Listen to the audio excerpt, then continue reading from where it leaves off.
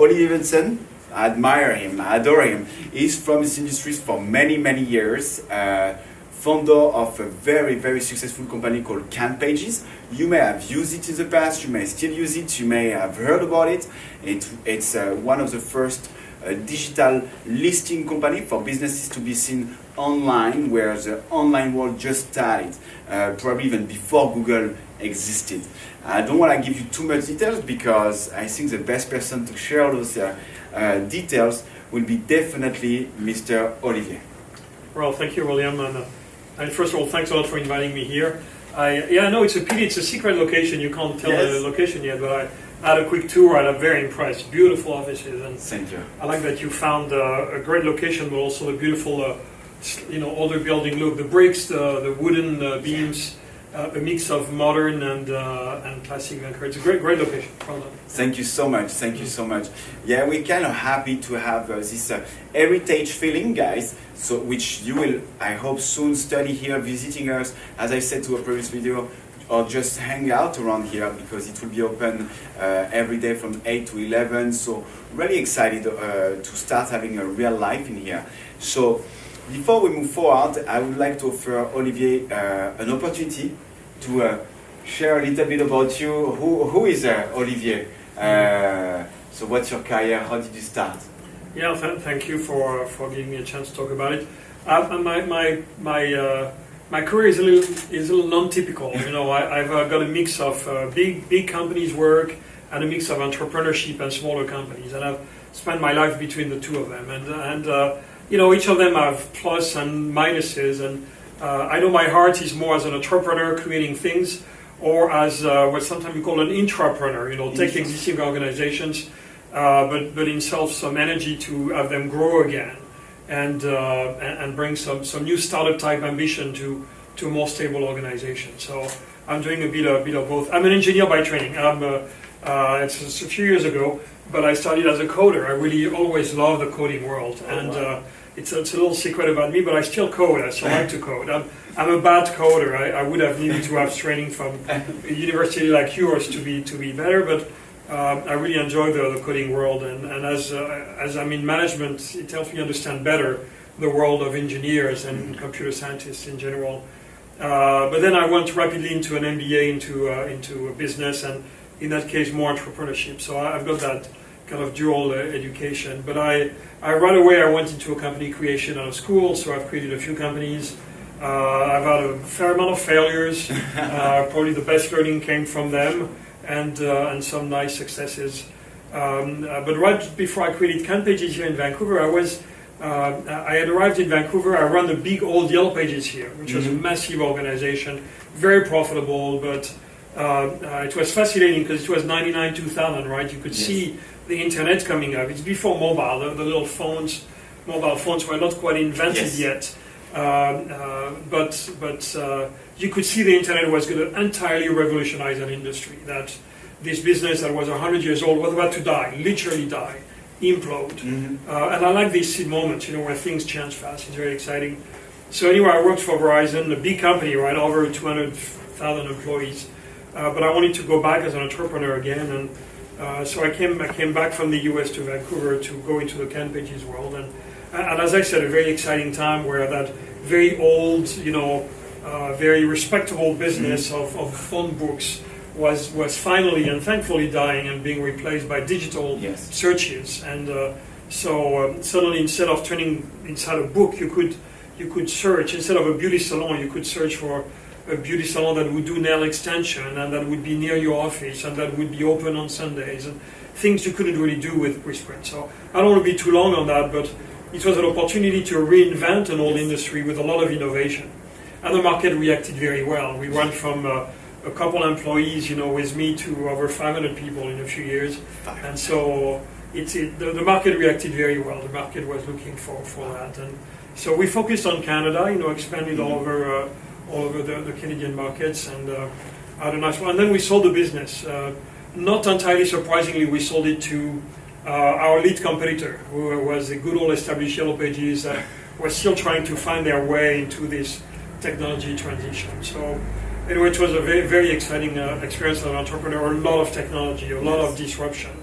right in the middle of the company, we went through our first revolution, which was everybody having a powerful computer at home with full-time connection. That happened in the first 2002 to 2006, 7 were the years where now suddenly everybody's got a computer and you're using it all the time. And then a second revolution that was mobile, right? The iPhone came out in the middle of that, and that again opened an entirely new world. Nice. So that was exciting times. And then since then, I've been doing a few things, more as advisor or angel investor or hired gun, hired manager. And then about a year and a half ago, I joined a company founded by people I'd known for a number of years, very advanced, very creative entrepreneurs, created a company called Ground Truth, which is in the ad tech world, so very enterprise-oriented, high-end clients, big ad agencies, clients all over the world, offices in all continents. And but they had just acquired a weather app. They wanted to go into the consumer world. And weather apps is a very interesting world within the world of apps. Very, very competitive, very right? competitive. Hundreds and hundreds of weather apps, but the top 5 probably have, the 80%, the proverbial 80-20 is like a 95-5 here in that case. So the top weather apps are one of these. And so they had just acquired a company called Weatherbug, which is quite a very nice little weather app. It's not that little. We have about 20 million users every month. So it's in our different properties. So it's fairly sizable, but it's very small still compared to the Weather Channel, for example, that is more dominant. And it's only in the US, right? It's not known in Canada yet. And so I joined them in the spirit of, okay, let's see how we can. That's a company that had been stable or losing, a bit of audience based on how you measure it. And the thesis was, how can we become a lot more aggressive and ambitious all of a sudden, and go and cover more territory. And as always, trying to disrupt and change old habits. Keeping all the good things. That company had great people and a great, especially a fantastic engineering team that had a lot of energy. But maybe they were not challenged enough with new stuff, so that's what we're playing with right now. And so it's a lot of tech innovation. It's a lot of trying new things and failing in a few things and succeeding in others. So it's a very sophisticated world. This world of apps is. For anybody who likes technology or data or big data, it's very complex. You've got mountains of a deluge of data. We manage about 1 billion transactions per day, is what we manage with this app. On asking for this type of information or these other little requests from the server. So it's a complex environment, but it's going to be simple and easy to use. Nice. Anyway, I'm talking too much about Weatherbug. I'm having a lot of fun. We've got offices in Mountain View. Our lead office is in Mountain View, so in the heart of Silicon Valley. A big office outside of Washington, D.C. with also a group of engineers. A big office in New York City where we have more of our salespeople. And then we recently, in the last few months, we're opening an office in Vancouver because Vancouver is a great place to go in tech. And so there's only 6 of us right now, but for the whole Weatherbug and Ground Truth, within another 6 months, there could be 15, 20 of us here. So it's on Amazon type growth, but it's still meaningful for us. So watch out, because the Weatherbug is here in Vancouver now, 3 cities in the United States, as Olivier mentioned, and a young office in Vancouver. 6, I guess, a website and an app to watch it grow, because based on Olivier's previous success, access to this coding information, to the business background, it can be only successful. Would you like to show us a little bit the weather? Sure. Yeah. So, quick view, but we are, we're mostly a mobile company. So the big extent of our usage is on mobile, but we're growing the web as well. And so it's, I would say it's relatively traditional, type of content. You will have, your hourly, your 10 days, you'll get a lot of alerts. Where it starts to be original is you start to have a lot of radar maps. Okay. And so for people for whom the weather is very important, you can. Great example. And we've got a lot of outdoors in Vancouver. Weather is very important. So you can see, of course, we're in the heat of summer, so not too much going on. So a lot of these radar, but we've got other cool things. There's one I really like here a lot. It's reloading. It's our air quality content. And so air quality is a big thing. Right now it's actually very good in Vancouver, but last summer, if you remember, we had a lot of forest fires that were going around the world, and so air quality impacts people a lot. So I'm zooming out here a little too much, but unfortunately, very terrible fires right now in Northern California. Yes. Maybe you've read about that, but you can see right north of the wine country there, Napa Valley and the other valleys, big fires going on, and so here you can follow live, Nice. The clouds going around. So a lot of technology. I mean, I cannot start to describe all the sensors and captors from satellites down to a lot of artificial intelligence going on to generate this live map and this information. There's one I like a lot, and then I won't talk about it too much, but it's our live lightning map. So you were talking about playing golf, but you want to know if you play golf if lightnings are around, because they're dangerous, right? Every year people will get attached. So this one will give you within a few seconds of a lightning happening, will update the map and show you what's happening. So right now we're safe, right? The closest one is 20 kilometers away, 200 miles away or so, we're fine. But again, all this content to generate this live information is tons of technology. Okay. And yes, a big part on servers and on the web, and a big part on mobile, which is everything you're teaching at Cornerstone. So thank you for introducing the Weatherbug app and basically your latest project here, including many, because just earlier the live have happened. I had the chance to have a chit chat with Olivier, and he was describing a numerous number of startup that he's working close with. But that being said, now it all comes down to this. You, with the Weatherbat and Ground Truth, have settled here in Vancouver, where you just mentioned that you have 3 offices in the States, including one in the Silicon Valley. As every young developers, programmer, it looks like a real big city where they're all becoming successful. It's a Hollywood for the stars. Silicon Valley will be an Hollywood for developers. So what do you think about Vancouver as a young programmer or young developer, whether it's a web or mobile? Is it a great city to settle down? I think it is, right? I'm a big fan of Vancouver. I've lived in the US and a number of tech areas. I spend a lot of time in Silicon Valley. I'm there almost every other week, if not more often.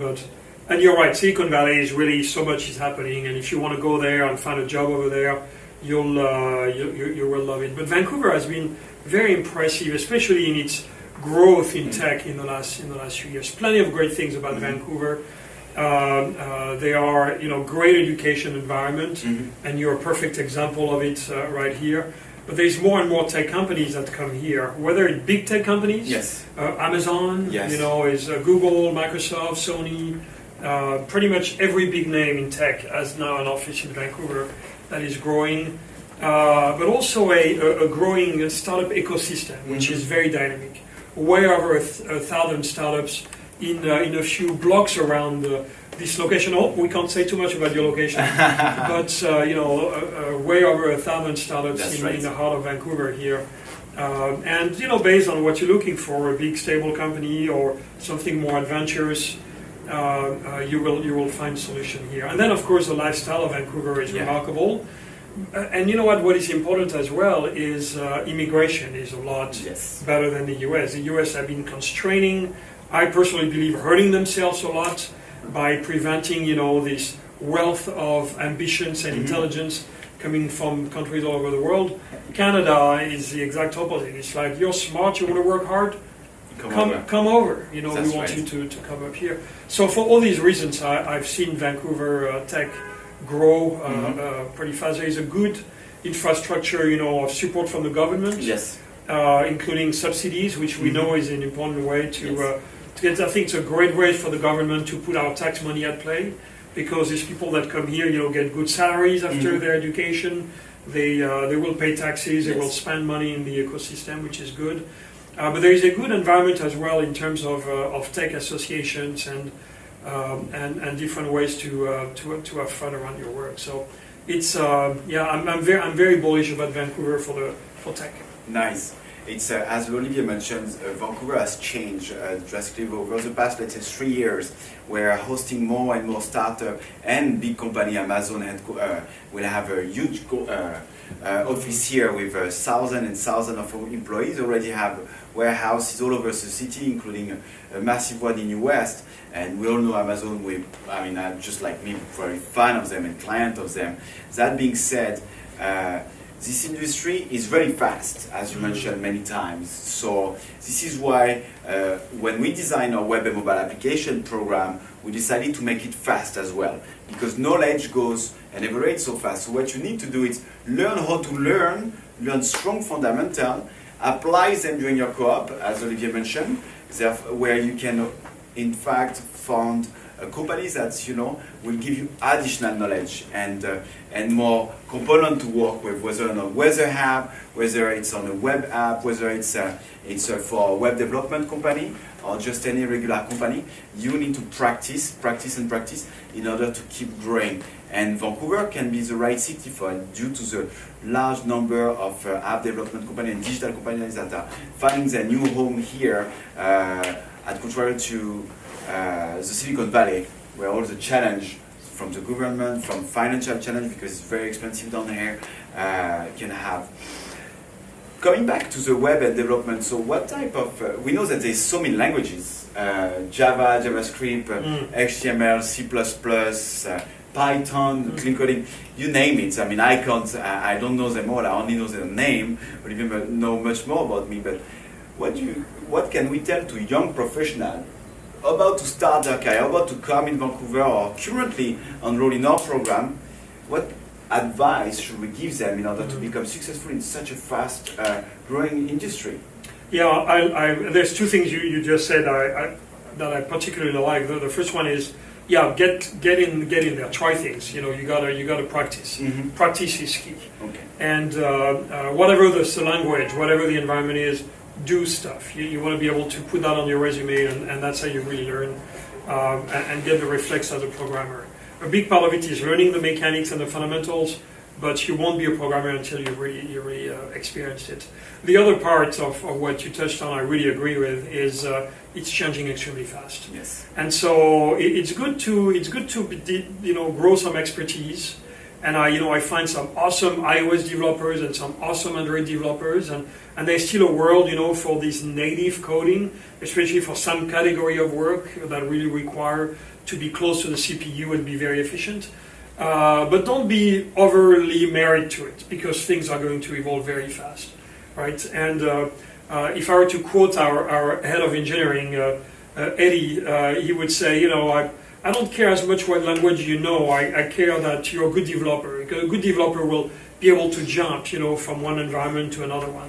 The discipline, the mechanics, the reflexes will still stay the same. I know personally I dream of a day where there will be only one language, right, a universal language, and maybe one day the tech world will wake up and go, okay, let's go for one. I don't see that happening anytime soon, so you still have to learn a few things. So I'm not here to say JavaScript is better than Python. I've got point of views, but I'm not here to advocate them. I'm not here to say Android or iOS is better than the other one. I can see some languages that are getting tractions, right? That are, in our case, we're hiring iOS and Android developers today, but we're also looking for React Native. A way to a great platform created by Facebook to have a single development, and then you, as late as possible, you branch out to iOS or Android, and so very efficient rather than be native all the way. But we're doing some complex things today with augmented reality where now you got to go native from the beginning. But React Native, taking some speed, and then just at Google I/O they announced Google Draft, which is a competitor to React Native. So here's a brand new language supported by Google, so it's serious stuff. Okay. That came out literally a few months ago and could be taking steam.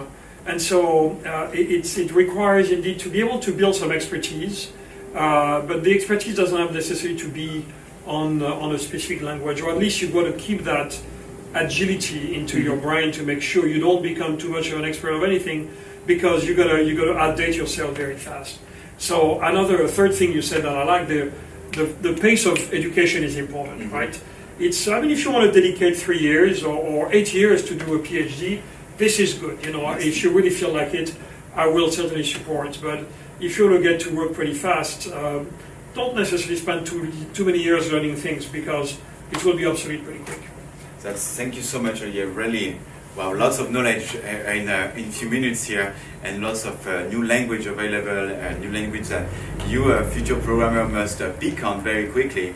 We learned from React Native, coming from Facebook, also from something came a few months ago from Google, as Olivier mentioned.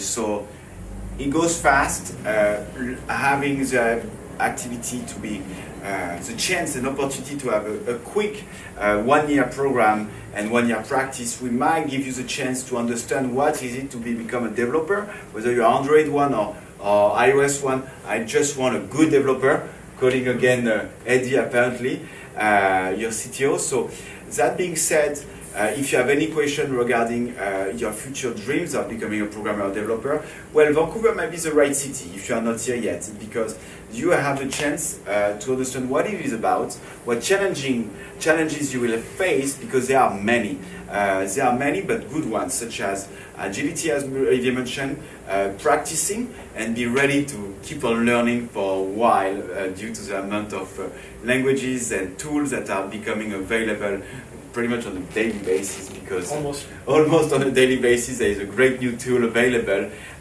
so you gotta learn how to manage it and make it even better for your own. So we are so proud to have such program and such guests to emphasize that becoming a programmer or developer, well, it can be very accessible in a way. It's a little bit of work, a lot of passion, I believe, but both combined can make you an extra in Vancouver, like many of our graduates and current students who are heading for co-op, who are currently in co-op as well. So all of those combined, any other advice you should tell to our students who are actually heading to co-op or doing their internship, their practicum, as we call it? Co-op is the time they spend enjoying the company to learn, learn on the hard way, on a good way. Any advice for them? Nothing very specific, other than I love that you throw them in the water and teach them to swim. It's great to go in enterprise, mm-hmm. right? So you realize that there are a lot of constraints around engineering, constraints of speed, constraints of cost, constraints of working with product management. That's one thing I would really encourage people that go into tech, and God knows I'm a big fan of tech, not only because I'm a geek and I love tech for tech, but more importantly, I love tech as a businessman. There is now a technology dimension in practically every aspect of the business world. So being in tech is a great idea. But I do find sometimes the tech people or the computer scientists, the programmers, having a bit of a difficulty to interact with the product people, mm-hmm. more the marketing people. And so I think it's very interesting that you discover and learn and practice the hardcore realities of being a good programmer, mm-hmm. and it's not, it requires a lot of energy and dedication, but to make sure you also keep your eyes open to the product dimension, and to find good technology people able to interact with the product people is what is usually the most difficult in tech companies. Mm-hmm. And that horizontal communication is a challenge. So the sooner you sensibilize yourself as a programmer to understand all these other constraints of the enterprise, the better it is. You don't need to be an expert in marketing or SEO. You don't need to be an expert in A/B testing necessarily, but to understand what these people you're going to work with every day are asking for is very valuable. Wow, thank you. It's a great comment actually, because it leads to one of our last topic. It answers. This is the reason why we had a month ago digital marketing specialist, and today we are talking about web and mobile application as a whole, as an industry.